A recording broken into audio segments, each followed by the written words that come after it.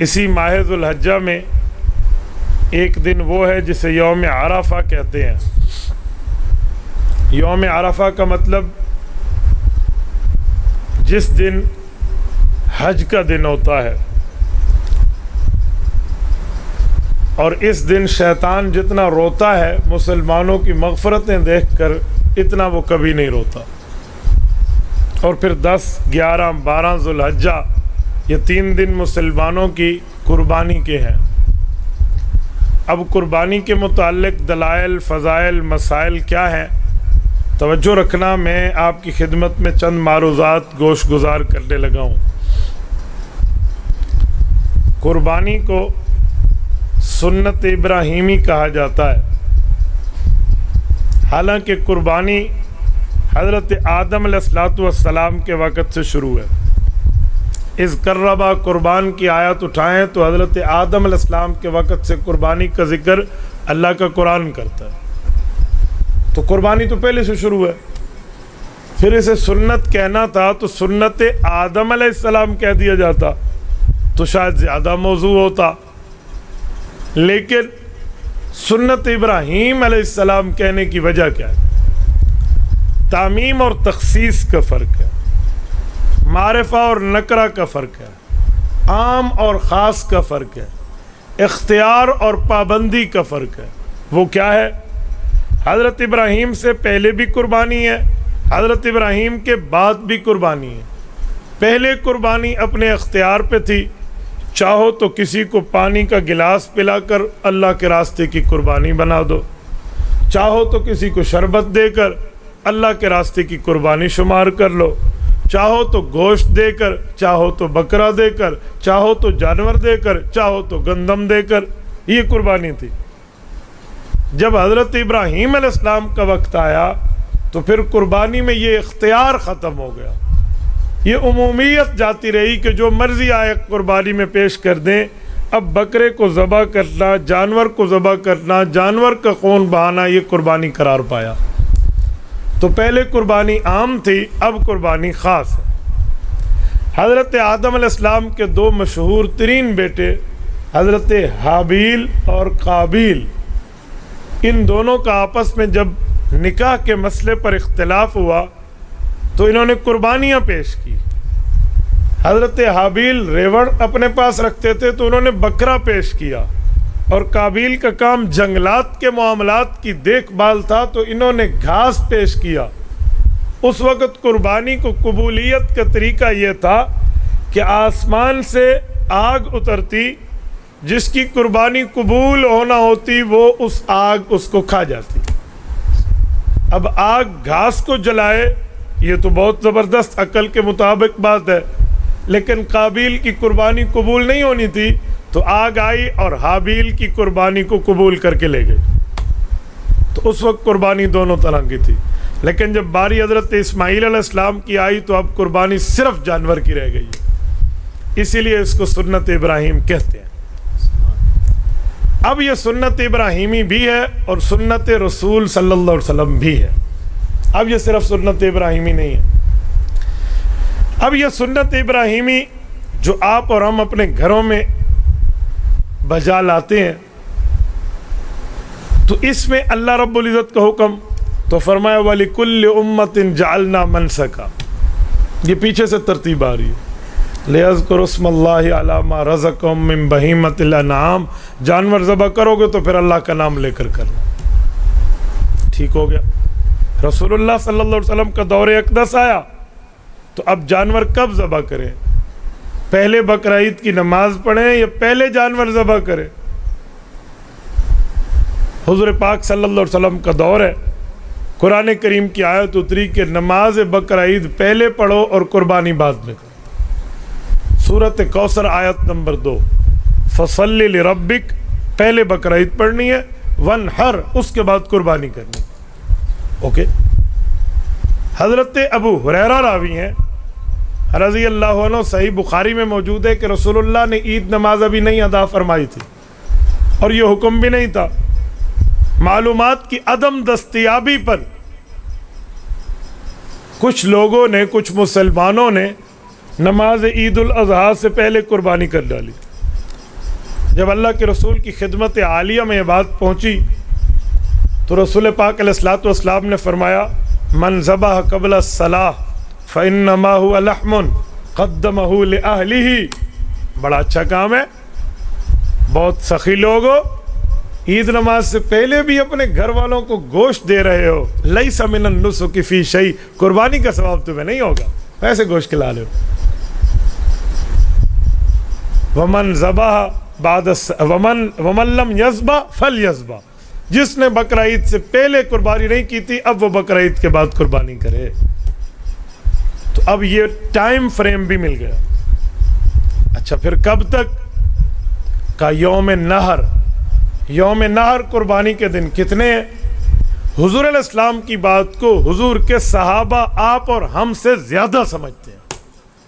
کیوں؟ صحابہ دیکھنے والے ہیں, عینی شاہد ہیں, آئی وٹنس ہیں, اور آئی وٹنس جو چشمدید گواہ ہوتا ہے اس کی گواہی بہت بڑی معتبر سمجھی جاتی ہے. الجامع لاحکام القرآن میں حضرت علی المرتضیٰ فرماتے ہیں النہر ثلاثۃ ایام, فرمایا قربانی 3 دن کرنی ہے.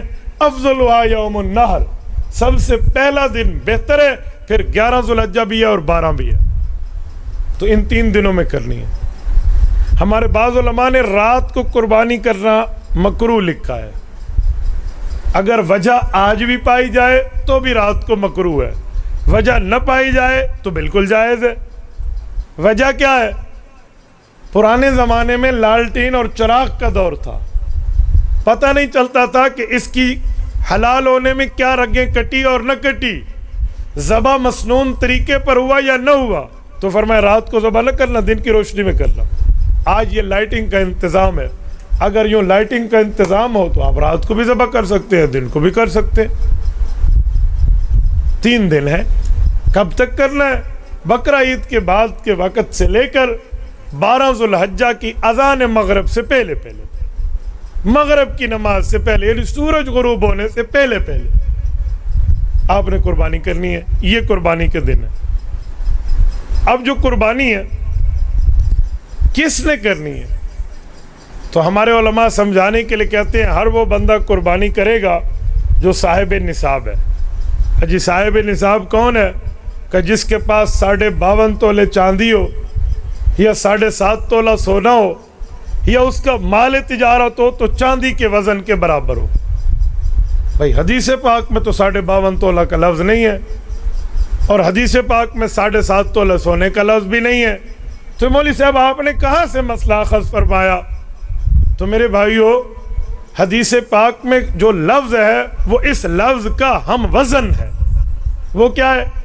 اللہ کے رسول کے دور میں نصاب یہ تھا کہ جس کے پاس 20 دینار ہوں یا 200 درہم ہوں, قربانی آ گئی.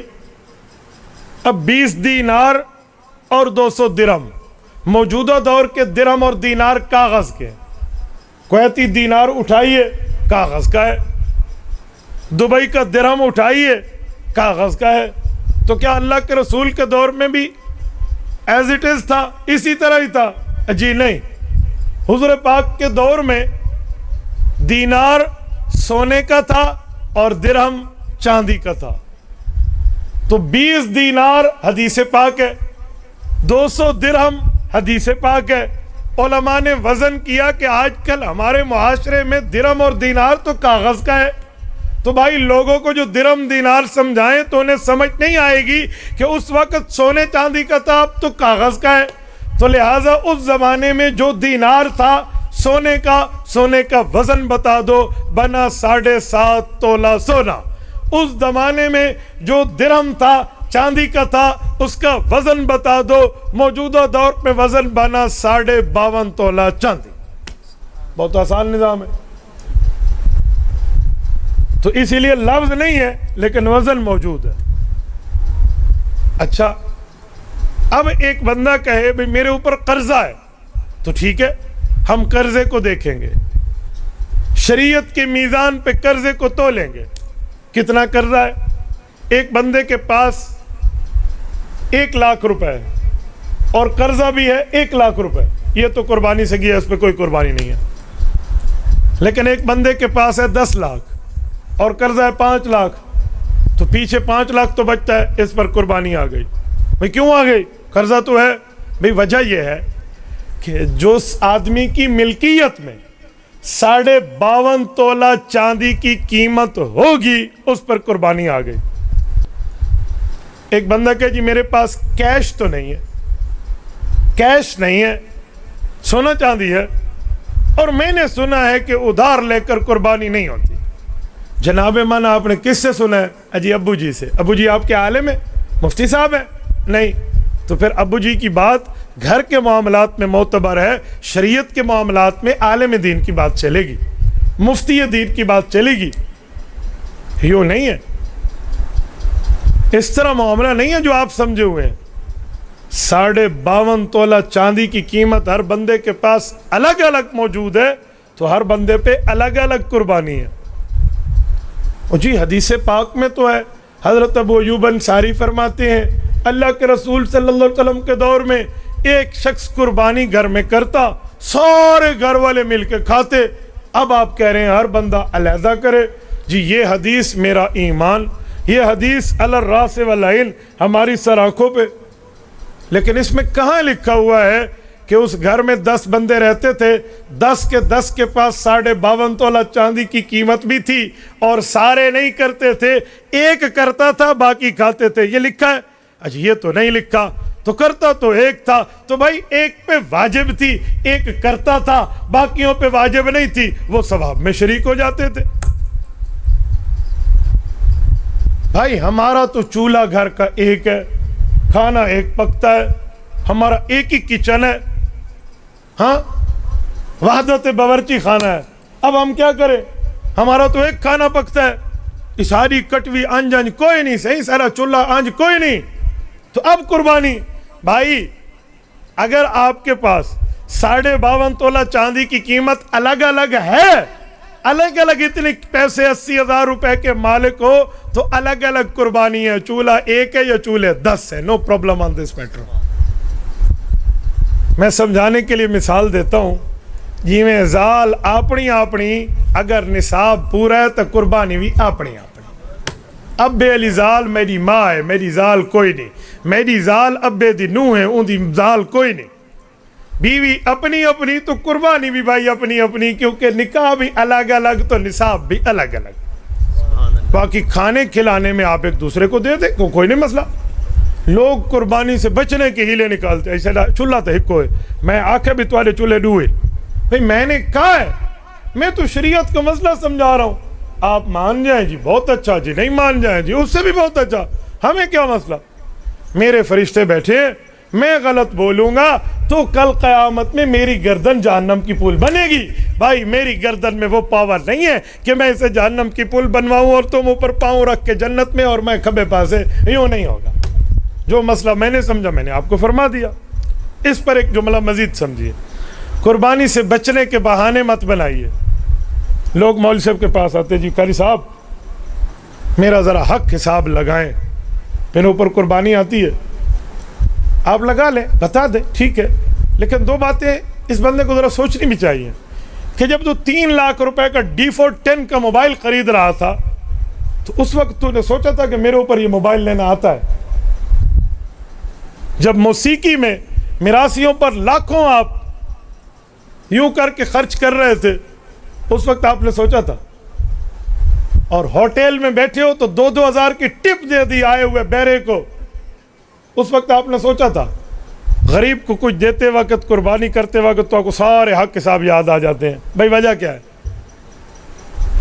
ایک شخص ہمیں کہنے لگا جی مسجد میں سیمنٹ کی بوری دینے سے پہلے کسی غریب کے گھر آٹے کی بوری دے دو.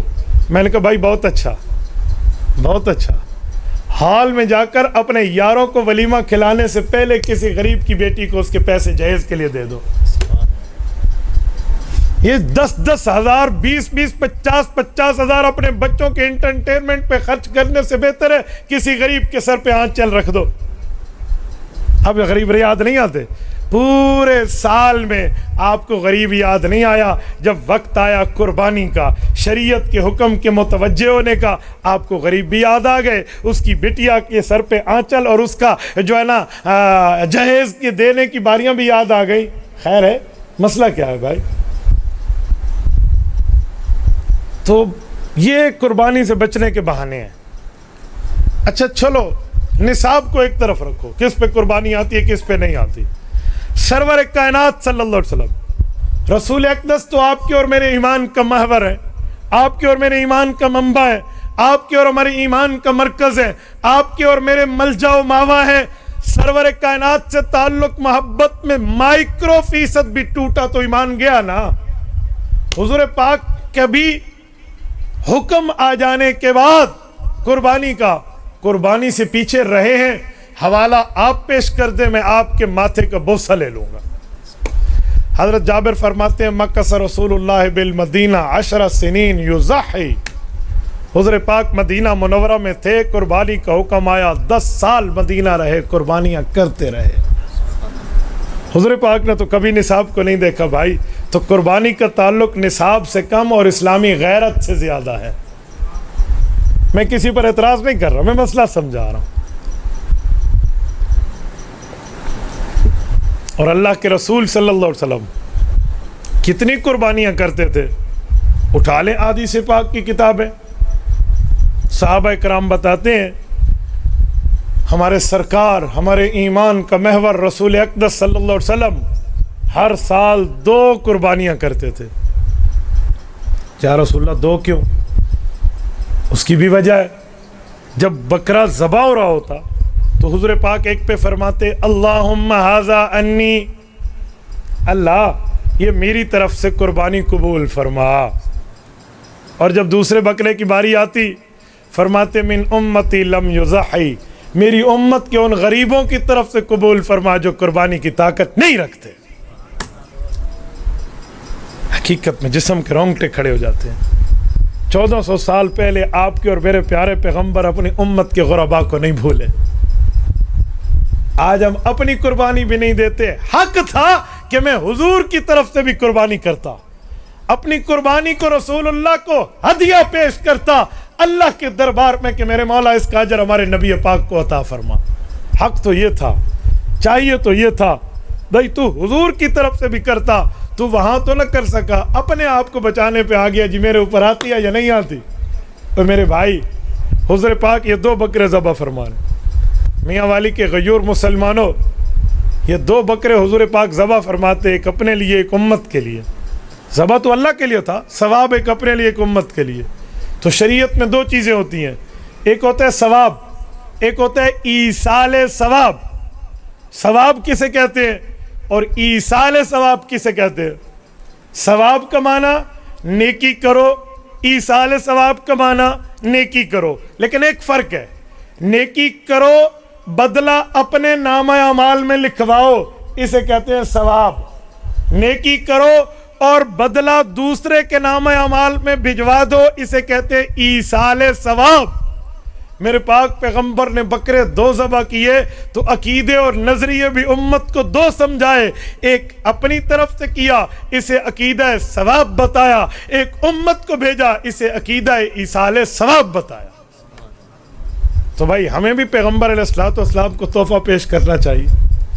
ہمیں بھی چاہیے, اگر اللہ نے وسعت دی ہے, اللہ نے, میں ہر بندے کو پابند نہیں کر رہا لیکن میں ترغیب دلا رہا ہوں کہ وسعت دی ہے, طاقت ہے, آپ کر سکتے ہیں تو رسول پاک صلی اللہ علیہ وسلم کی طرف سے کیجیے. مجھے ایک دوست کل مظفر گڑھ کی بات ہے, کہنے لگے مولانا حدیث پاک میں ہے کہ جب بندہ فوت ہو جائے نامہ اعمال بند ہو جاتا ہے, آپ کیسے ایصال ثواب بھیج سکتے ہیں؟ میں نے کہا میرے بھائی میں 2 باتیں سمجھاتا ہوں. میں نے جو اس سے سوال جواب کیا نا, طریقہ بتا رہا ہوں. میں مانتا ہوں نام اعمال بند ہو جاتا ہے, لیکن میں نے اسے جواب دلانے کے لیے ایک سوال کیا, کس نے کہا نام اعمال بند ہو جاتا ہے؟ ثابت کر. تو مجھے یوں دیکھنے لگا, نام اعمال بند نہیں ہوتا. میں نے کہا میں نے پوچھا ہے کس نے کہا, دلیل دو.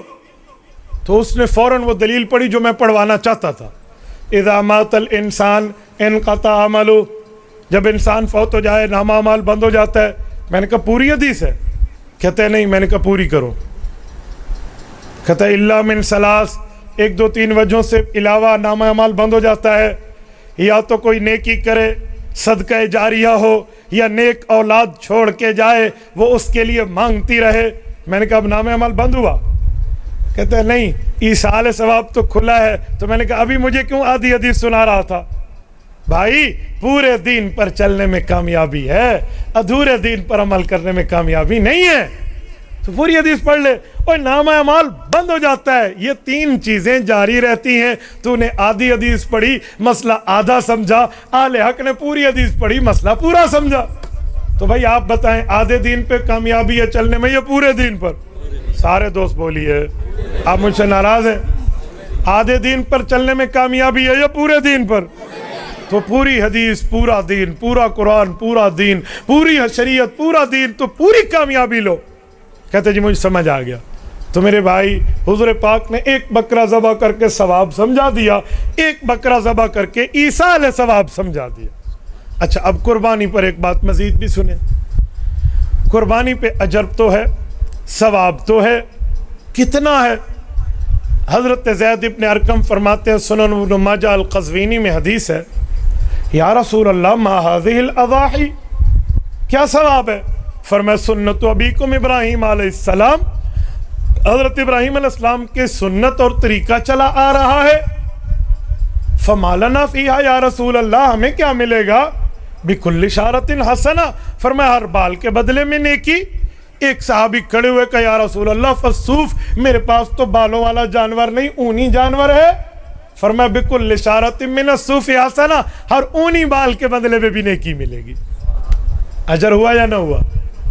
एक बात मजीद कहूँ, आप में कोई आदमी कहेगा मेरे जाने के बाद मुफ्ती साहब को, कारी साहब को, कि मौलाना कुर्बानी जो भी हो ना है सुन्नत, कभी कर दो कभी छड़ दो, कभी कर लें कभी छोड़ दें, क्योंकि सुन्नत है ना। सुन्नत अबीकुम इब्राहिम, फ़र्ज़ अबीकुम इब्राहिम तो नहीं फरमाया, वाजिब तो नहीं फरमाया, लिहाजा है तो सुन्नत ना। तो भाई है तो सुन्नत, लेकिन तुझे ये सुन्नत का मतलब किसने समझाया कि कभी करो और कभी छोड़ दो? ये मतलब तुझे किसने समझाया? अगर मतलब यही है, ज़रा दिल पे हाथ रख। मैं एक बात पूछने लगा हूँ। अजी पूछो। मैंने कहा बता, अन निकाहो मिन, बोलिए बोलिए, अन निकाहो मिन सुन्नती, निकाह सुन्नत है? कहते जी हाँ। मैंने कहा 4 दिन बीवी रखोगे, 4 दिन बाद तलाक, फिर बीवी रखेंगे 10 दिन बाद तलाक, ऐसा ही है? नहीं नहीं नहीं नहीं, ऐसा नहीं है। मैंने कहा फिर निकाह वाजिब है? निकाह तो सुन्नत है। मैंने कहा फिर ये तूने कुर्बानी में कह दिया, अभी कुर्बानी सुन्नत है छोड़ दो, तो निकाह भी सुन्नत है।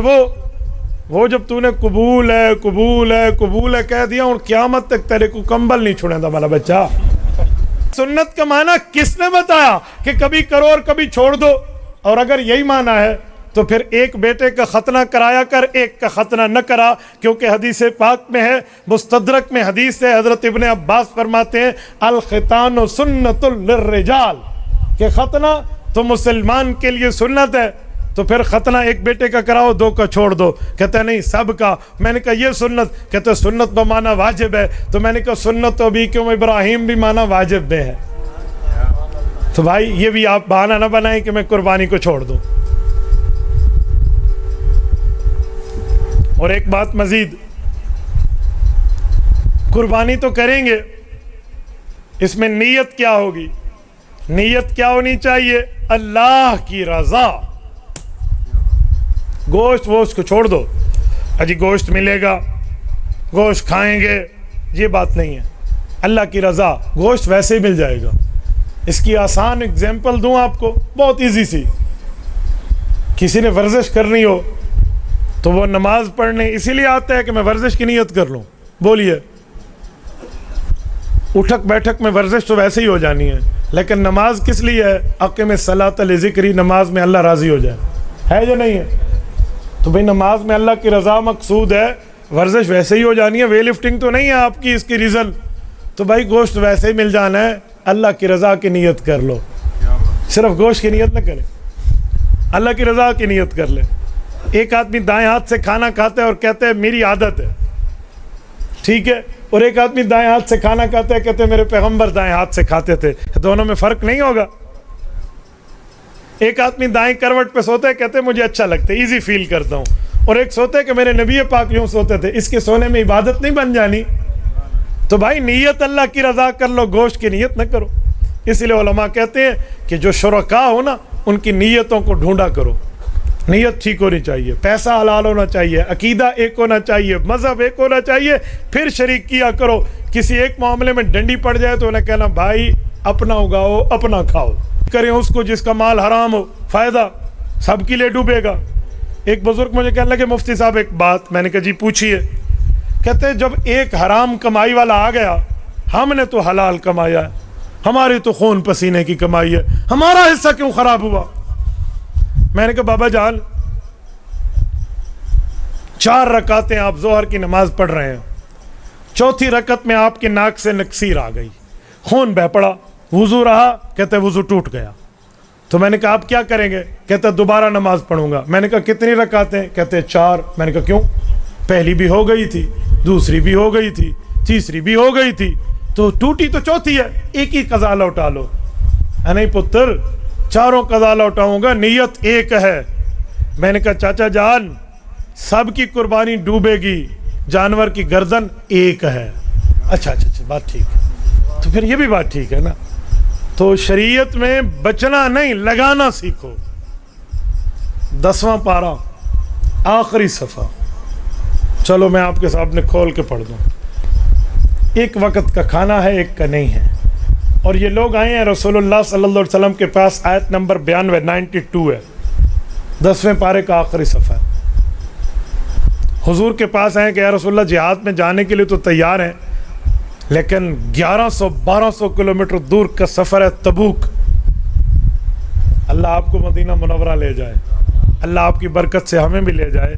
میں نے مدینہ سے تبوک کا سفر کیا ہے, ایک نہیں 2 بار کیا ہے, آنے جانے میں بھی کیا ہے. میں تبوک کے معاملات جانتا ہوں. آج جب ہم تبوک جاتے ہیں نا, گاڑی کا اے سی فل چل رہا ہوتا ہے اور ہمیں پسینہ محسوس نہیں ہوتا, لیکن صحرا کی گرمی ضرور ہے. شیشہ کھولے نا سمجھ آ جائے بندے کو. 1400 سال پہلے جب اللہ کے رسول گئے نا, لا تنفروا فی الحر, اس وقت کی گرمی کا عالم کیا ہوگا.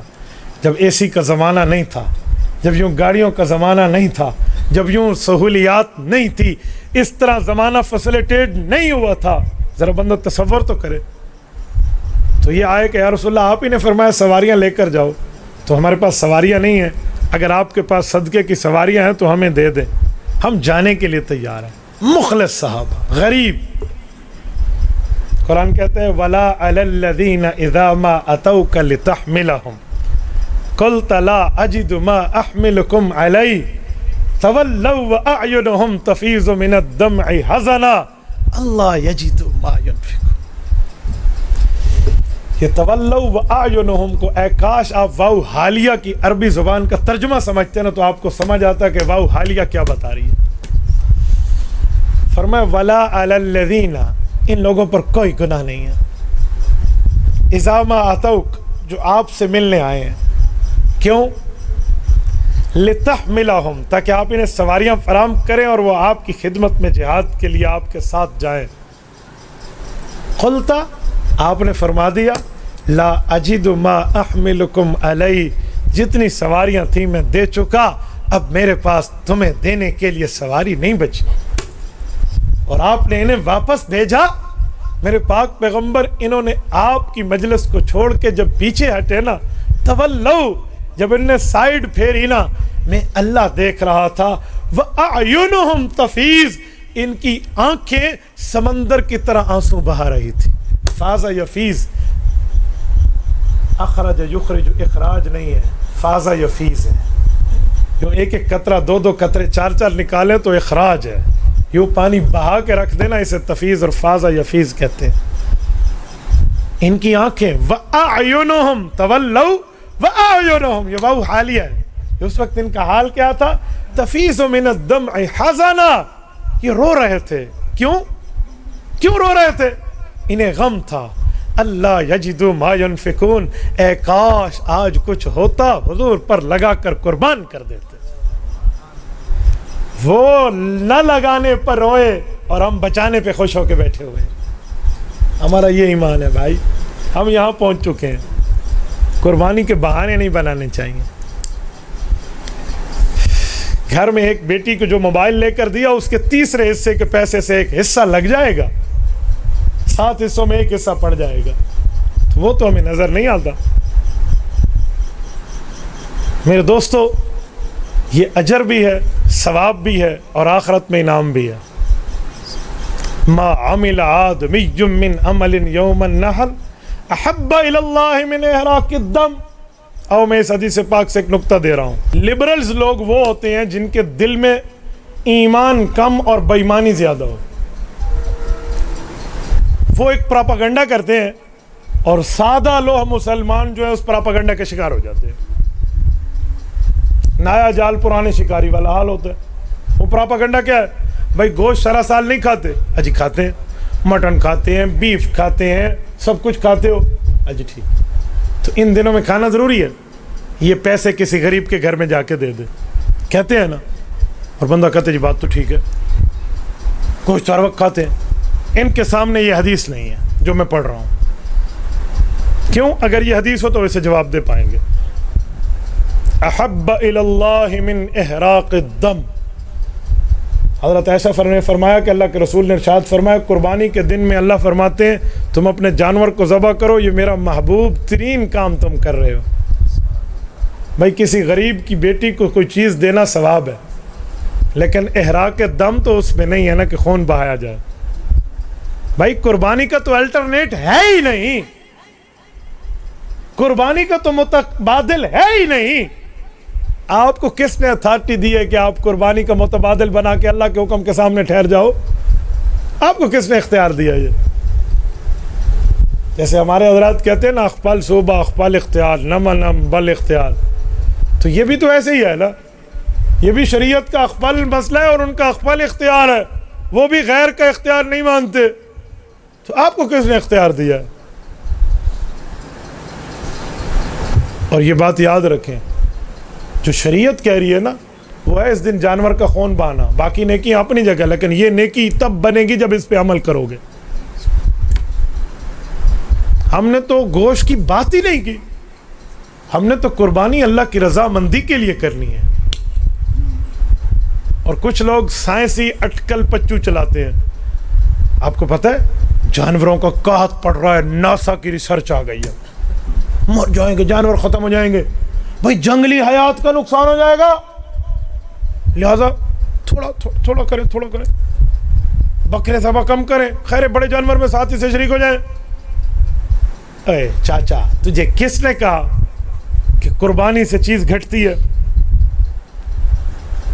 بلی اور کتے کے کتنے بچے ہوتے ہیں؟ بلی اور کتیا کے 8 درجن, اور بکری کے کتنے ہوتے ہیں؟ زیادہ کو زیادہ 2 سے زائد نہیں ہے. آپ نے آج تک بلیوں کے ریوڑ دیکھے ہیں؟ کتوں کے, بکروں کو تو سب کو نظر آتے ہیں. جو کٹتے ہیں قربانی کے باوجود, بڑھتے بھی تو ہے نا.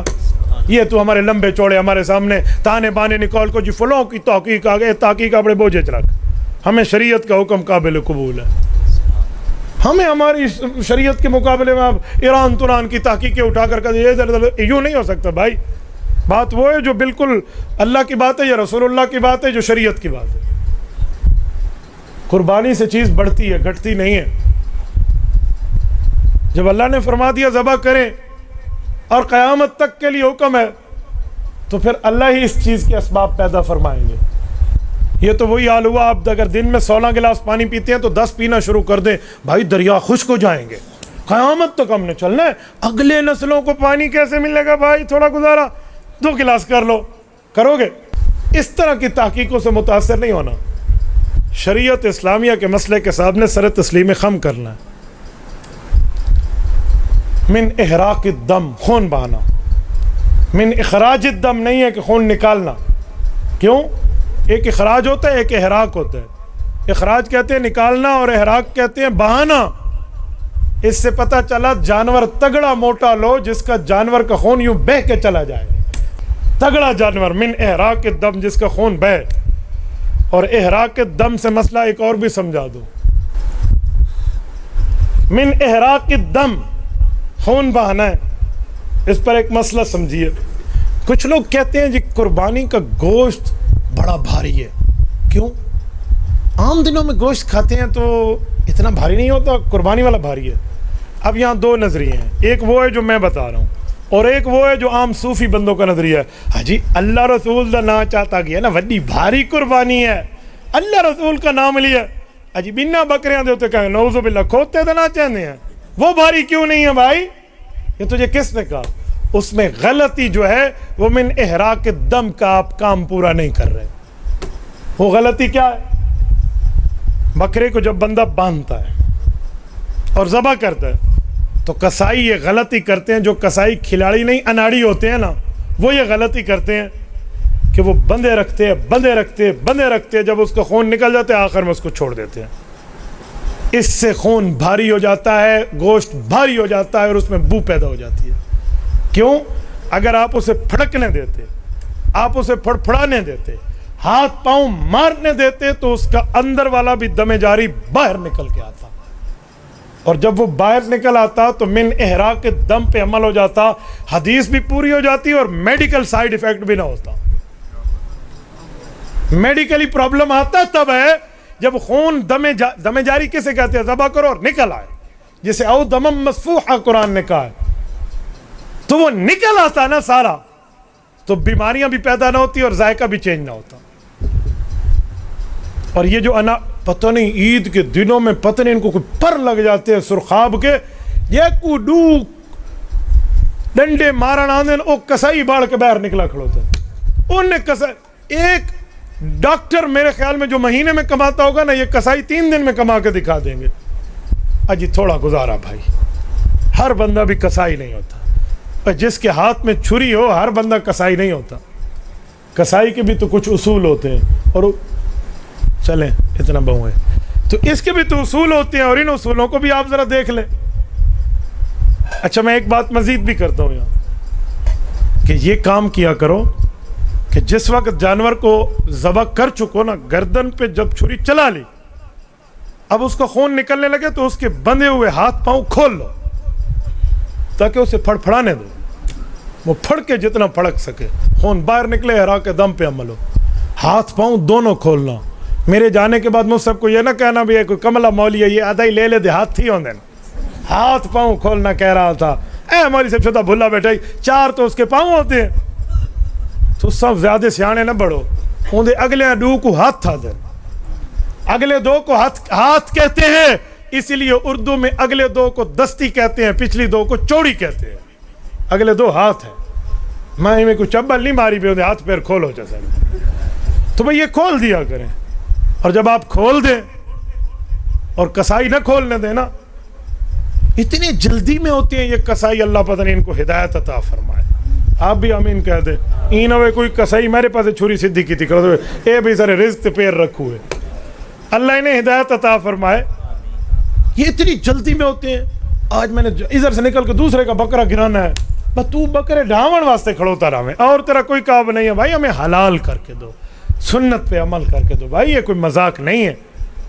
اگر یہ نہ باندھنے دینا اور نہ کھولنے دینا آپ کو، تو آپ ایک کام کرنا، آپ اس رسی کھول لینا، اور وہ رسی اب تو فارغ ہو گئی ہے نا کہ بکرا ذبح ہو گیا، تو 10 منٹ کے لیے اس کو باندھ مولوی سے پہلے کل بھی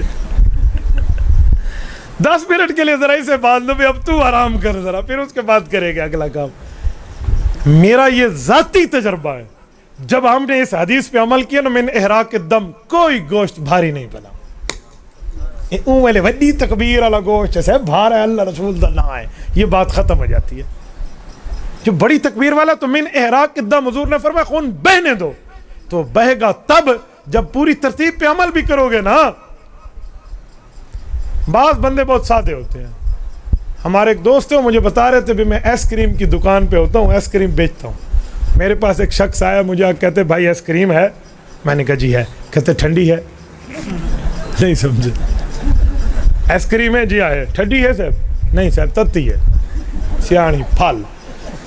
تو آدھا مسئلہ پتہ ہے اور آدھا نہیں پتہ. بھائی آئس کریم ہوتی ٹھنڈی ہے، یہ پوچھنا ضروری ہے. ٹھنڈی ہے صاحب؟ یہ وہ حال ہے صاحب، ریل گڈی پٹڑی تے آئی ہے؟ نہیں صاحب تیری کانڈ تے چڑھ کے آئی ہے. تو جو بات کرنی ہے وہ کرے نا. تو من احراق الدم پہ عمل ہوگا, شریعت کا مسئلہ پورا ہوگا تو قربانی صحیح ہو جائے گی. اور ایک بات بڑے درد دل سے کہتا ہوں, خون بہانے کا لفظ حضور نے فرما کر کئی مسئلے صاف فرما دیے. ہمارے معاشرے میں بڑی غلطی پائی جاتی ہے, ایک جانور کے سامنے دوسرے جانور کو ذبح کرتے ہیں تو من احراق الدم نہیں ہوتا. اللہ کے رسول کے سامنے ایک شخص نے صرف چھری تیز کی, ایک جانور دیکھ رہا تھا, تو حضور پاک نے اسے روکتے ہوئے فرمایا, اے اللہ کے بندے, اسے دو موتوں سے مت گزار. ایک اسے دکھا رہا ہے, دوسرا اسے ذبح کر رہا ہے. تو بھائی ایک جانور کے سامنے دوسرا ذبح نہ کیا کرو, کوئی پردے کا انتظام کر لو. ہمارے مسجد کے تبلیغ جماعت کے امیر صاحب فرما رہے تھے, میرے سامنے 2 بکرے نے ذبح کیے, ایک کے سامنے دوسرا ذبح کیا تو پہلا تو ذبح ہو گیا, جب دوسرے کی باری آئی تو مرغی جتنا خون نکلا, مرغی جتنا, اس کا خون سوکھ گیا. من احراق الدم کہاں ہوگا کہ خون بہانا اللہ پسند کرتے ہیں. بھائی کوئی پردہ لگا لو, کوئی سائیڈ چینج کر لو, کوئی دائیں بائیں میں کوئی ناحیہ, کوئی کونا, کوئی سجادہ, کوئی ادھر ادھر دیکھ لو. اور ایک جانور کو ذبح کر کے اس کی سری دوسرے جانور کے پاس جا کے مت رکھنا تاکہ وہ دیکھے. اس کی کھال کو جا کر نہ رکھنا اس کے سامنے, اس کے پائے کو جا کر نہ رکھنا, اس کے کٹے ہوئے گوشت کو جا کر دوسرے جانور کے سامنے رکھنا. تھوڑا گزارا, او کوئی سارے ڈیونے دار نہیں بیسا کو کٹھی کھڑوتے ہیں, وہ اللہ کے لیے جان دے رہے ہیں. اَن یجد احدکم القرصۃ تمسھا, شہید کو جب شہادت ملتی ہے تو ایسا لگتا ہے جیسے ایک چونٹی نے کاٹا ہو, اس سے بھی کم اس کو تکلیف ہو رہی ہوتی ہے ذبح کے وقت. وہ تو اللہ رب العزت کے حکم پہ عمل کرتے ہوئے خوشی سے تڑپ رہا ہے, تمہاری تکلیف سے نہیں. لیکن تمہیں احساس کرنا چاہیے. اگر بچے ذبح ہونے کی سنت چل پڑتی نا, نہ آپ ہوتے اور نہ میں ہوتا, ایسا سارے کوہیج کے ہوتے ہی گئے پہ ہوا. تو بھائی وفدیناہ بذبح عظیم کہہ کے تو اللہ نے مہربانی کی, تو اس مہربانی کو صحیح استعمال کرو. اور جب جانور ذبح ہو جائے پھر خون کو دھو لو, جب جگہ صاف ہو جائے پھر دوسرے جانور کو وہاں لاؤ. یہ من احراق الدم پہ عمل ہے, یہ غلطیاں نہ کرنا. اور پھر گوشت سارا اپنے پاس رکھ لو, قربانی پھر بھی ہو جائے گی. لیکن آداب یہ ہیں کہ 3 حصے کرو, ایک اپنے لیے, ایک غریبوں کے لیے, ایک رشتہ داروں کے لیے, تاکہ صلہ رحمی بھی ہو جائے اور صدقہ بھی ہو جائے اور اپنے پاس بھی رکھ لیں. کوئی نہیں کرتا تو وہ اس کی مرضی ہے. ہمارے نزدیک بھینس کی قربانی ہوتی ہے, اس کی بنیادی وجہ ٹیڈی بکری کی قربانی ہوتی ہے یا نہیں ہوتی؟ بولیے. اللہ کے رسول سے ٹیڈی بکری کی قربانی آپ دکھا دیں, موبائل تحفہ آپ کو میں دے دوں گا. میرے نبی پاک نے ٹیڈی بکری کی قربانی نہیں کی, یہ بر صغیر کا جانور ہے. تو ٹیڈی بکری کی حضور قربانی نہ کریں, وہ باقی بکریوں کی لسٹ میں شامل ہے. تو گویا کی قربانی بھی عرب میں نہیں تھی, بھینس کی قربانی بھی عرب میں نہیں تھی, تو بھینس کی قربانی بھی جائز ہے. اس پر کوئی پھڈے بازی کی ضرورت نہیں ہے, مسئلہ سمجھا دیں. اب میرے بھائی کسی کے پاس دکان ہے اور وہ کرائے پر دی ہوئی ہے, تو دکان کی ملکیت کو قربانی میں شمار نہیں کریں گے, اس سے حاصل شدہ آمدنی کو دیکھیں گے. کوئی غیر ملک میں بندہ آپ کو پیسے بھیجتا ہے کہ میری طرف سے قربانی کریں, تو وہ کب کریں؟ تھوڑا سا احتیاط رکھنا. قربانی کے ذبح کے لیے 2 شرطیں ہو جائیں گی غیر ملک والے کے لیے. نمبر 1 قربانی, نمبر 2 صاحب قربانی. یہ دونوں عید کے وقت میں ہونے چاہیے, یعنی ادھر بھی عید ہو اور ادھر بھی عید ہو جب قربانی ذبح کی جا رہی ہو. یہ نہ ہو آپ سعودیہ والے کے ادھر قربانی ذبح کر رہے ہیں اور آپ کا 3را دن ہے اور اس کا 4تھا دن ہے, تو کوئی قربانی نہیں ہونی. آپ نے باہر ممالک والے کرنی ہے تو پہلے اور دوسرے دن میں کر دیں, اور وہ بھی دوسرے دن عصر کے اندر تک, مغرب سے پہلے, تاکہ ان کی عید کے دن سے بھی پہلے ان کی قربانی ہو جائے ختم ہونے سے.